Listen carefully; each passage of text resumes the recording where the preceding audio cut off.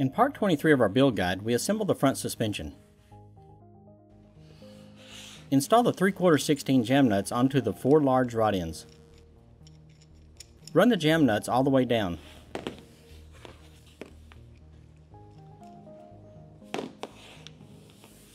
Repeat this process for the 8 small rod ends.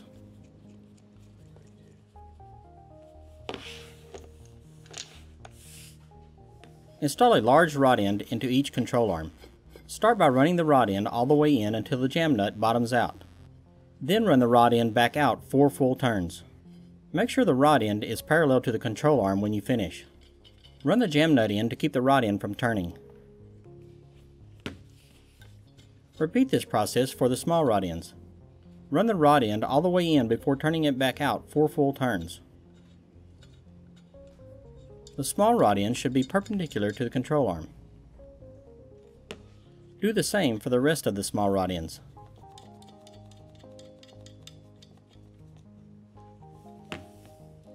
Slip a piece of radiator hose over the lower frame rail to protect it. Install the lower control arm. The single bend goes forward and the shock mount goes downward.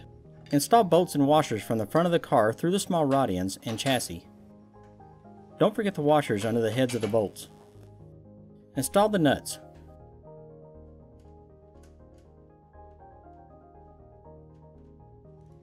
Use 3/4 inch tools to torque the hardware to 90 foot-pounds. Repeat the process for the upper control arm.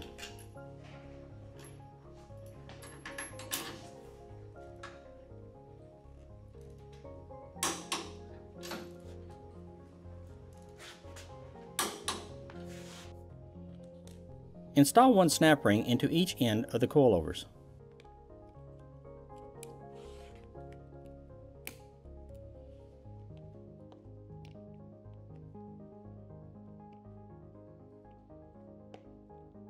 Tap the shock bearings in with a socket and small hammer.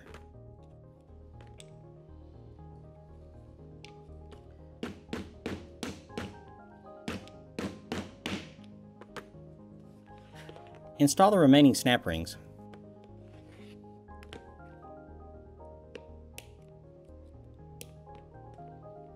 Install the spring seat jam nut with the shoulder aimed up. Do the same with the spring seat. Apply anti-seize to the threads about 2 inches up from the bottom. Run the jam nut and spring seat down about 1 3/4 inches from the bottom. Install the spring seat washer. Slip the spring over the body of the shock. Install the spring cap by slipping it between the spring and the upper shock end. Adjust the spring seat and jam nut until the spring has no slack. Repeat the process for the other coilover.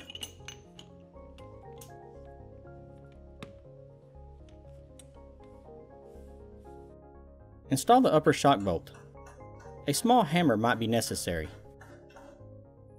Slip a spacer, the upper shock end, and a nut onto the shock bolt.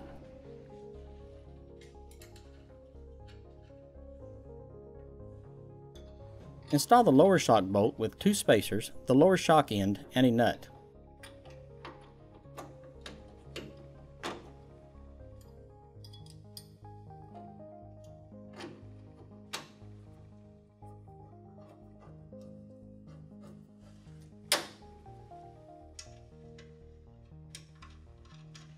Use 3/4 inch tools to torque the shock hardware to 30 foot-pounds. Slip a rod end mount, 2 safety washers, and a nut onto the large rod end bolts. Make sure the round corners of the rod end mounts go away from the head of the bolt. Also, the small faces of the safety washers should be against each other.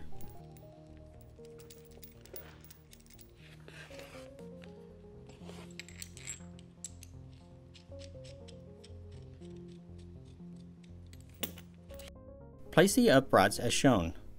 The narrow bolt hole pattern should be away from you. Install the upper rod end mounts as shown. The offset should be aimed toward the upright.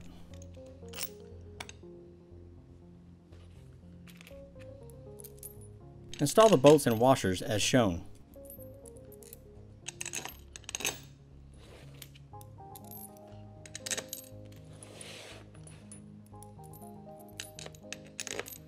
Flip the uprights. Keep the upper rod end mounts away from you. Install the upper washers and nuts.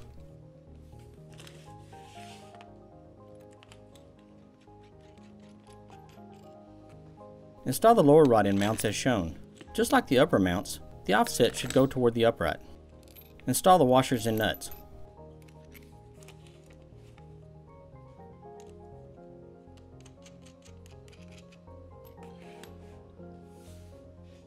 Run the nuts down with 9/16" tools.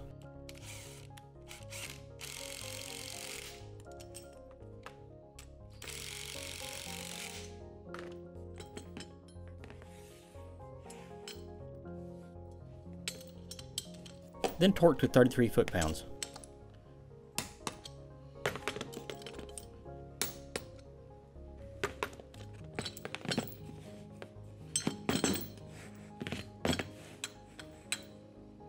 Insert a tie rod end into one of the steering arms. Make sure the taper is in the right direction to let the arm go all the way onto the tie rod end. Install the steering arm as shown. The arm should go away from the brake caliper ears, and the tie rod end should be below the steering arm. Install the washers and bolts. Repeat for the other steering arm.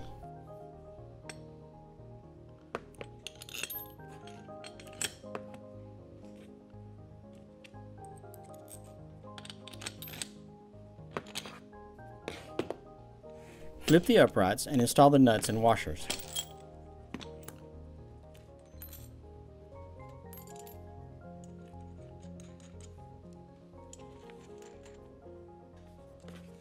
Use 9/16" tools to run down the nuts. Then torque to 33 foot-pounds.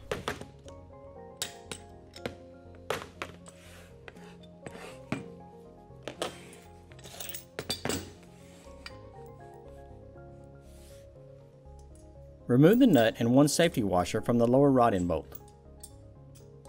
Insert the bolt into the lower rod end and reinstall the safety washer and nut. Repeat for the upper rod end bolt. Remember to aim the small face of each safety washer toward the rod end ball.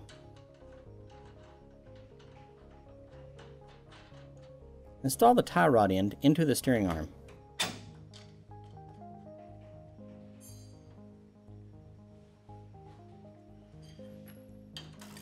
Use 15/16" tools to torque the large rod end hardware to 100 foot-pounds.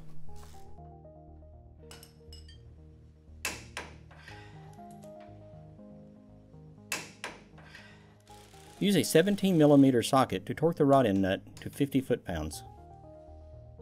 Install the bearing hub from the rear of your donor into the front upright. It isn't shown in the video, but you should use a 15mm socket to torque the nuts to 50 foot-pounds. Use an 1 1/8" wrench to jam the large rod end nuts. Use a 3/4 wrench to jam the small rod end nuts.